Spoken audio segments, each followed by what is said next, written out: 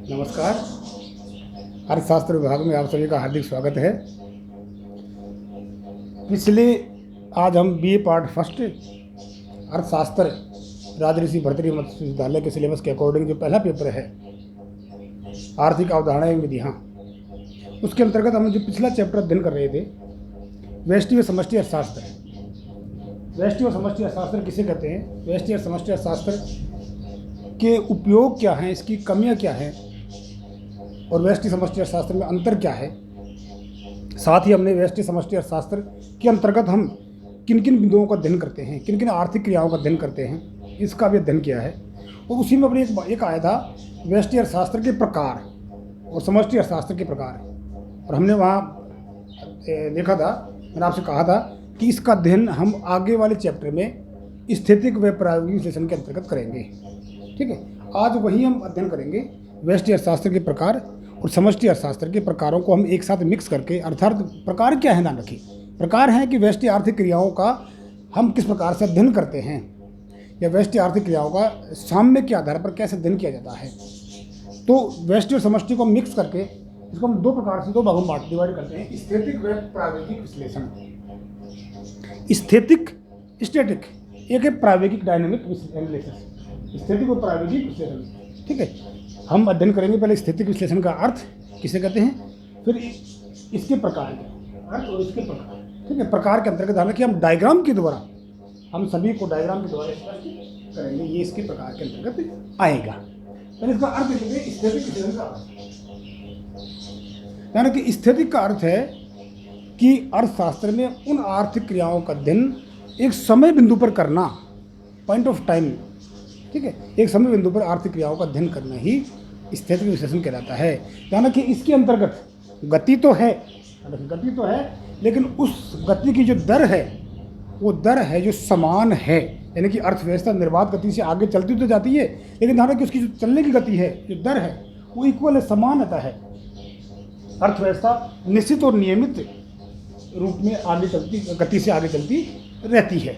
इसे हम स्थैतिक विश्लेषण करते हैं। यहाँ डायग्राम के द्वारा, हम इक्वेशन के द्वारा इस चीज़ को अध्ययन करेंगे। यानी कि स्थैतिक जो अर्थशास्त्र है या स्थैतिक जो विश्लेषण है उसके चार प्रकार हैं। यानी कि स्थैतिक विश्लेषण के अंतर्गत हम व्यष्टि और समष्टि अर्थशास्त्र के जो प्रकार थे उन प्रकारों को हम यहाँ मिक्स कर देंगे। और ध्यान रखिए स्थैतिक और जो प्रायोगिक, स्थैतिक और जो तुलनात्मक स्थिति थी उन सबको मिक्स कर देंगे। तो इस प्रकार से चार इसके प्रकार आएंगे: व्यष्टि आर्थिक स्थितिकी, व्यष्टि आर्थिक तुलनात्मक स्थितिकी, समष्टि आर्थिक स्थितिकी और समष्टि आर्थिक तुलनात्मक स्थितिकी। ये स्थैतिक विश्लेषण के चार प्रकार हैं। ठीक है, चार प्रकार हैं। अर्थात हम व्यष्टि आर्थिक क्रियाओं को और समष्टि आर्थिक क्रियाओं को हम इस चार जो हमारे प्रकार है इनके आधार पर अध्ययन करेंगे, तो उसे हम स्थैतिक विश्लेषण के नाम से जानते हैं। ठीक है, पहला हम अध्ययन करते हैं व्यष्टि आर्थिक स्थिति। व्यष्टि आर्थिक स्थिति, यानी कि व्यष्टि आर्थिक स्थिति का मतलब है कि इसके अंतर्गत हम व्यष्टि आर्थिक क्रियाओं का अध्ययन करना एक समय बिंदु के आधार पर अध्ययन करते हैं। मैंने कहा कि इसमें गति तो है, लेकिन गति की जो दर है वो दर समान रूप से चलती है, समान गति की दर है। उस गति में उतार चढ़ाव, उचावचन की स्थिति नहीं पाई जाती है। व्यष्टि आर्थिक स्थिति की, यानी कि व्यष्टि आर्थिक स्थिति के अंतर्गत हम ध्यान रखिए, जहाँ भी हम व्यष्टि अर्थशास्त्र की बात करेंगे तो मैंने कहा कि व्यष्टि अर्थशास्त्र को हम कीमत सिद्धांत के नाम से भी जानते हैं, कीमत सिद्धांत के नाम से जानते हैं। और कीमत सिद्धांत का मतलब क्या है, प्राइस मैकेनिज्म का मतलब क्या है, जहाँ मांग और पूर्ति के द्वारा कीमत का निर्धारण किया जाता है। तो यहाँ हम जो एग्जाम्पल लेंगे, यानी कि जहाँ भी हम व्यष्टि अर्थशास्त्र का अध्ययन करेंगे, किसी व्यष्टि आर्थिक क्रिया का अध्ययन करेंगे या व्यष्टि आर्थिक क्रिया का हम एग्जाम्पल देंगे, तो उसके अंतर्गत ध्यान रखिए हम सबसे पहले मांग और पूर्ति के नियम का अध्ययन देंगे। क्योंकि मांग और पूर्ति का नियम जो ध्यान रखिए एक वस्तु की कीमत से संबंधित है। मैंने कहा कि इसमें हम इंडिविजुअल आर्थिक क्रियाओं का अध्ययन करेंगे, व्यक्तिगत आर्थिक इकाइयों का अध्ययन करते हैं। और व्यक्तिगत आर्थिक इकाइयों के अंतर्गत ध्यान रखिए एक वस्तु की कीमत, हमने इसके स्कोप में पढ़ा था, वस्तु की कीमत का अध्ययन करते हैं, साधन कीमत का अध्ययन करते हैं। तो हम एक वस्तु की कीमत का अध्ययन करते हैं और हम जानते हैं कि वस्तु की कीमत मांग और पूर्ति के द्वारा तय की जाती है। इसे हम किसी कीमत सिद्धांत भी कहते हैं, कीमत प्रणाली भी कहते हैं। एक एग्जाम्पल लिया हमने यहाँ पर, फंक्शन ऑफ पी एक्स, यानी कि ध्यान रखिए एक्स वस्तु की मांग उसकी कीमत का फलन है। इसका मतलब क्या है, D function of price of x, x वस्तु की मांग जो है उसकी कीमत का फलन है। और ये पी एक्स, यानी कि सब एक्स वस्तु की पूर्ति है वो भी उसकी कीमत का फलन है। तो हम जानते हैं जब मांग और पूर्ति दोनों बराबर होते हैं वहाँ पर कीमत का निर्धारण हो जाएगा इसका। जहाँ मांग और पूर्ति बराबर होगी वह कीमत का निर्धारण किया जाएगा। डायग्राम के द्वारा देखेंगे ये हमारा पूर्ति वक्र है, ये हमारा मांग वक्र है, जहाँ दोनों बराबर हैं अर्थात एक दूसरे को काटते हैं। प्राइस इंटू यहाँ भी बराबर है ऐसे, ये मांग होती है ओ ये डायग्राम है जहाँ ओ एक्स पर हमने मांग और पूर्ति को लिया है, ओ एक्स पर हमने कीमत को लिया है, डी डी हमारा मांग वक्र है और एस एस हमारा पूर्ति वक्र है।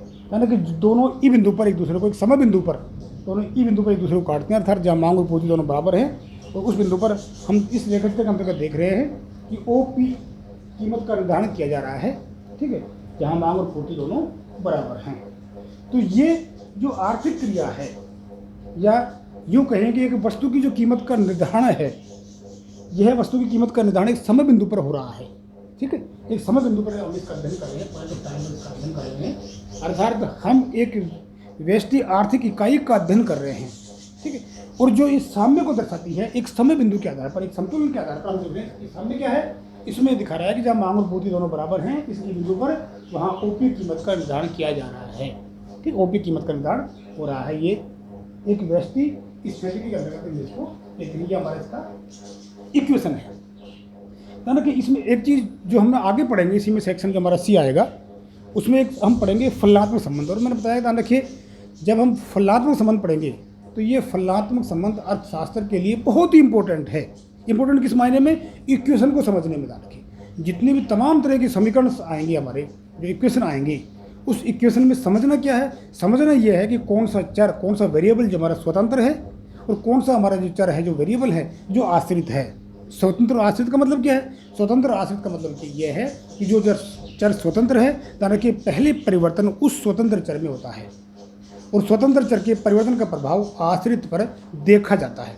स्वतंत्र चर का जो परिवर्तन है उसका प्रभाव यानी कि आश्रित चर पर देखा जाता है।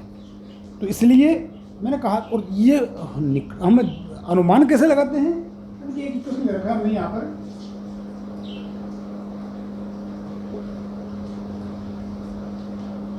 डी एक्स फंक्शन हो पी एक्स, कि मैंने एक ही लिया है, पी एक्स लिया है, ताकि जानते हैं कि एक्स वस्तु की मांग है, उसकी कीमत का, अन्य वस्तुओं की कीमतें, ठीक है, उपभोक्ता की आय है, कीमतों की भावी अनुमान है, आय है, इन सब पर डिपेंड करती है। खैर हम वो मांग के नियम आगे पढ़ेंगे, ठीक है। तो यहाँ एक इक्वेशन लिखा मैंने, ये फंक्शन ऑफ पी एक्स, यानी इसको बोलेंगे कैसे, हम कैसे बताएंगे, यानी कि फलनात्मक संबंध में ये हमको स्पष्ट दिया हुआ है, अब आगे पढ़ेंगे कैसे दिया हुआ है कि ये हमारा जो बराबर के निशान की जो दाहिनी तरफ किया एफ के बाद फलन के बाद वाली जो का वेरिएबल होता है, ये हमारा स्वतंत्र होता है, ये हमारा जो है ये हमारा आश्रित है।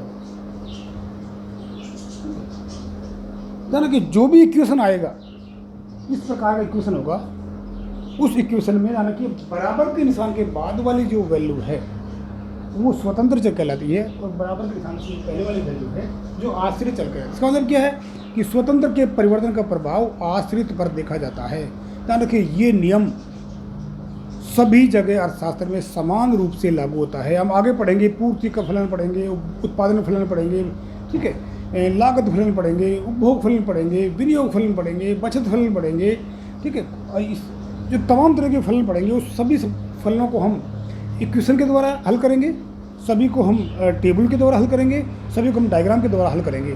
तो तमाम तरह के जो फलन जाने को समझने के सबसे इम्पोर्टेंट चीज़ है फलनात्मक संबंध। और फलनात्मक संबंध ये बताता है कि कौन सा स्वतंत्र है, कौन सा आश्रित है।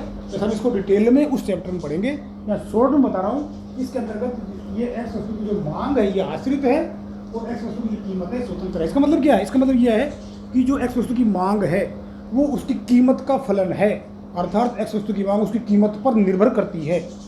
पहले परिवर्तन कीमत में हम यूँ कहें कि वस्तु की कीमत के परिवर्तन का प्रभाव उसकी मांग पर देखा जाता है, ठीक है। यानी कीमत स्वतंत्र चर है, कीमत के परिवर्तन का प्रभाव उसकी मांग पर देखा जाता है। खैर हम वहाँ डिटेल से पढ़ेंगे, ठीक है। तो ये हमारा जो देखिए एक एग्जाम्पल है, यानी कि एक मांग और पूर्ति के नियम की सहायता से अर्थात प्राइस मैकेनिज्म सिस्टम के आधार पर, कीमत प्रणाली के आधार पर, अर्थात हमने एक वस्तु की कीमत का निर्धारण कैसे किया जाता है। हमने एक व्यष्टि आर्थिक, यूँ कहें कि हमने एक व्यष्टि आर्थिक क्रिया का अध्ययन किया है यहाँ पर इस इक्वेशन के द्वारा, इस डायग्राम के द्वारा। यानी कि इसे हम व्यष्टि आर्थिक स्थितिकी के नाम से जानते हैं। क्यों? क्योंकि यहाँ पर व्यष्टि आर्थिक जो समस्या है या व्यष्टि आर्थिक जो क्रिया है उसका साम्य, उसका संतुलन एक समय बिंदु के आधार पर किया जा रहा है। अर्थात जो कहें हम देखें कि यहाँ पर मांग और पूर्ति जो फलन है वो ई बिंदु पर साम्य की स्थिति में है, संतुलन की स्थिति में है। ठीक है, लेकिन यहाँ गति तो है, लेकिन गति की दर समान है हमारी, और अर्थव्यवस्था की निश्चित तो नियमित गति से आगे चलती है। तो इसे हम यानी कि व्यष्टि आर्थिक स्थितिकी के नाम से जानते हैं। अब नेक्स्ट हम इसके पढ़ेंगे दूसरा व्यष्टि तुलनात्मक स्थिति। ठीक है, थैंक यू, धन्यवाद।